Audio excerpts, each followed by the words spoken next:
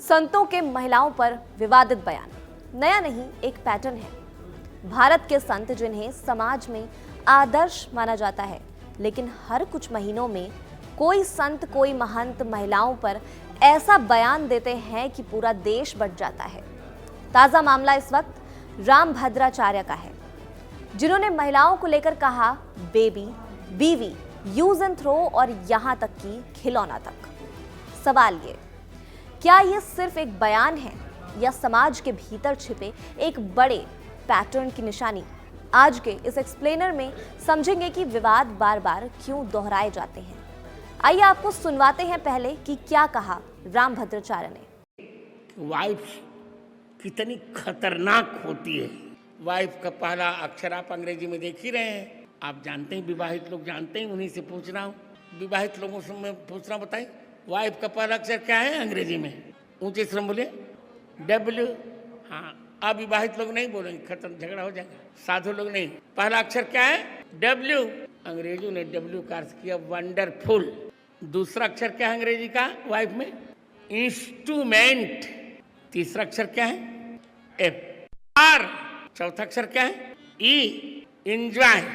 अब full form क्या बन गया वाइफ का? Wonderful instrument for enjoy.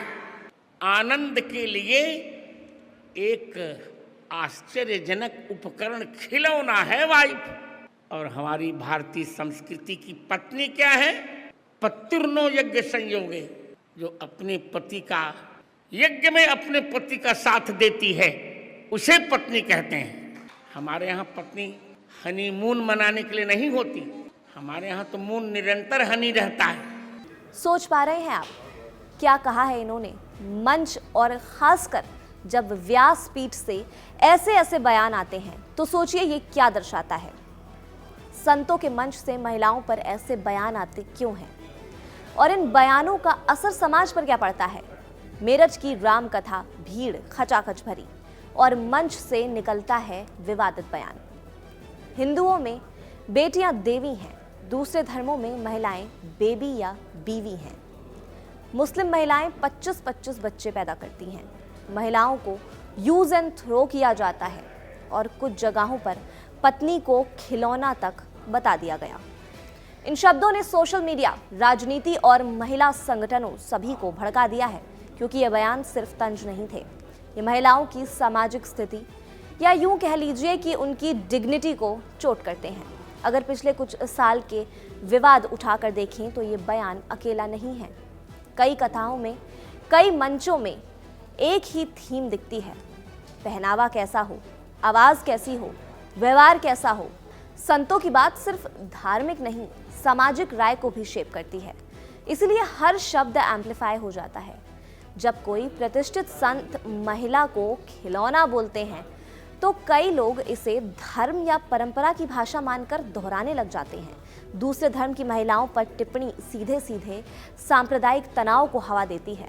एक तरफ महिलाएं पढ़ रही हैं, नौकरियां कर रही हैं, नेतृत्व कर रही हैं, दूसरी ओर मंच से उनकी हैसियत तय की जा रही है।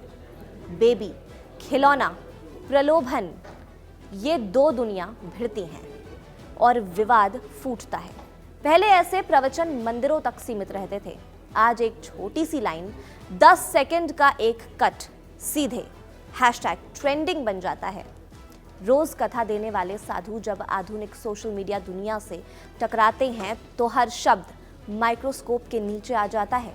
भारत की असली संत परंपरा कबीर से लेकर ललेश्वरी तक, मीरा से लेकर बुद्ध तक और नानक तक हमेशा इक्वालिटी और डिग्निटी की बात करती है। स्त्री भी नर समान, ये भारत के आध्यात्मिक ग्रंथों का मूल संदेश है।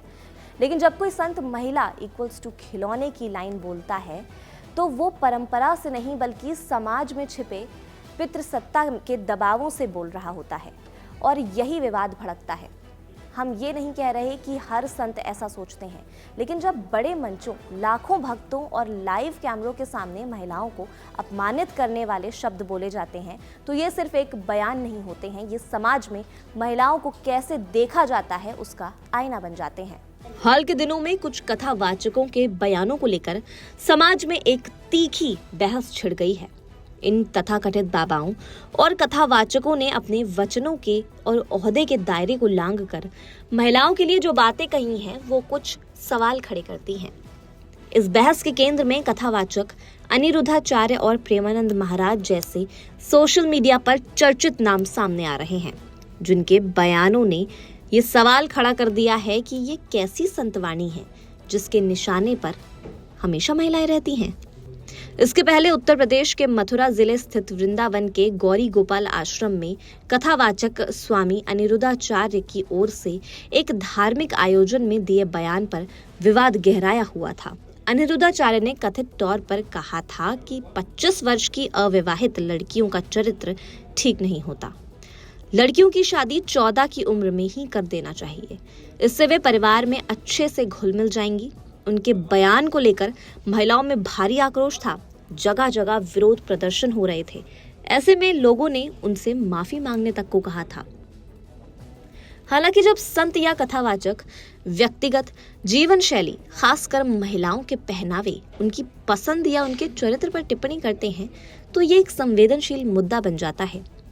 अनिरुद्धाचार्य जी महाराज का लड़कियों की शादी की उम्र और उनके मुंह मारने वाले बयान पर टिप्पणी करना या उन्हें कम उम्र में घर की चारदीवारी में कैद करने का सुझाव देना, या फिर प्रेमानंद का ये कहना कि 100 में से 4 से 5 महिलाएं ही पवित्र होती हैं, ये सारे बयान संत समाज से आए हैं जो एक पितृ सत्तात्मक सत्ता के आगे झुकता दिखाते हैं।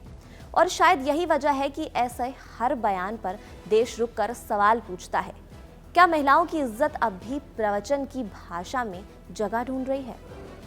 आप क्या सोचते हैं? अपनी राय हमें कमेंट सेक्शन में जरूर बताइएगा और देखते रहिए कड़क।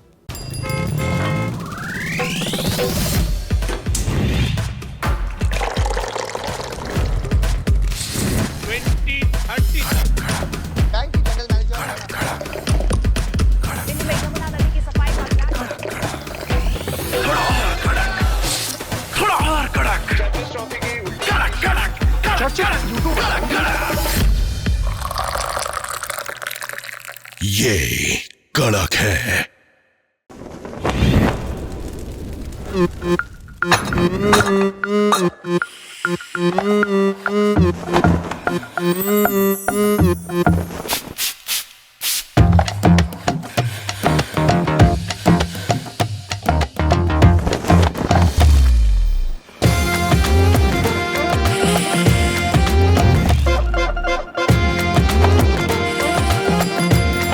ये कड़क है।